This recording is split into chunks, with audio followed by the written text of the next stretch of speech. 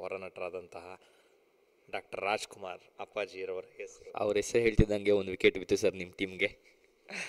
ಅದ್ಭುತವಾದಂಥ ಬೌಲಿಂಗ್ ಪ್ರದರ್ಶನ ನಾಗಾರ್ಜುನ ಶರ್ಮಾರವರಿಂದ. ಮತ್ತೊಂದು ವಿಕೆಟ್ ಪತನವಾಗಿದೆ VI ತಂಡಕ್ಕೆ. ಹರ್ಷಿ ಬೋಲ್ಡ್ ಆಗಿದ್ದಾರೆ. ರಾಜ್ ಕಪ್ ಸೀಸನ್ ಬಗ್ಗೆ ಹೇಳಬೇಕು ಅಂತಂದರೆ